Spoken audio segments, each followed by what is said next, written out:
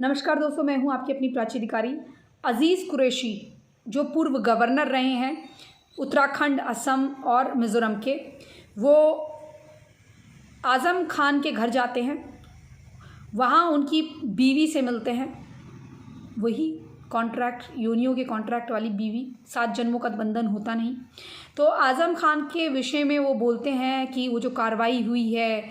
वो इंसान और दरिंदों की लड़ाई है और योगी सरकार खूनी दरिंदा है, यानी कि वो योगी जी को ही खूनी दरिंदा कह रहे हैं एक्चुअली में, और सरकार को जो है इंसान और दरिंदों के बीच की लड़ाई बता रही है। और ये कहा जा रहा है कि इन्होंने सीए के जब आंदोलन हुआ था, जो सीए का जो हुआ था जिसमें ज़्यादातर बांग्लादेशी और घुसपैठिए बैठे हुए थे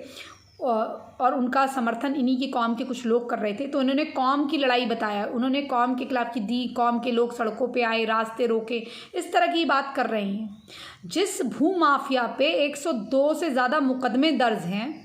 और जिसने सड़कों के आवंटन पे वहाँ पैसा खाया है, नाले नदी नहीं छोड़े हैं, जिसने जो नाले होते हैं वहाँ से और नालों से रेत उठा ली गई है, इस तरह के उन्होंने काम करे हैं। नाले भरवाने के नाम पे, नाले करने के नाम पे, लोगों की ज़मीनें हथियाने के नाम पे, अपने ही नहीं दूसरे, मतलब अपने ही लोगों की नहीं, दूसरे लोगों की भी, और दूसरे जो इनके खुद के कौम के लोग हैं उनको तक नहीं छोड़ा है इन्होंने। ये वो आज़म खान की वो कर रहे हैं, उसके लिए बोल रहे हैं, ये उसको इतना सीधा साधा बता रहे हैं। उसका बेटा, उसकी पत्नी, सारे लोग जो हैं इन जालसाजियों में शुमार हैं। अब ये इनके खिलाफ केशव प्रसाद मौर्य जो हैं डिप्टी मुख्यमंत्री, डिप्टी सीएम जो हैं, उप मुख्यमंत्री, उन्होंने कहा है केशव प्रसाद मौर्य जी ने कि ज़रूर कानूनी कार्रवाई होगी और इस तरह की असंसदीय भाषा, अमर्यादित भाषा किसी राष्ट्र की सरकार या राज्य की सरकार के बारे में किसी संवैधानिक पद पे आसीन हुए आदमी को शोभा नहीं देती हैं, और जो अपनी वाणी पे विराम ना लगा सके, उस वाणी से अच्छे शब्द ना ले सके और इस तरह की बातें करे, अपशब्द बके राज्य के मुख्यमंत्री के बारे में या पीएम के बारे में। पीएम के खिलाफ भी इन्होंने बहुत अभद्र टिप्पणियां करी थी। ऐसे लोगों को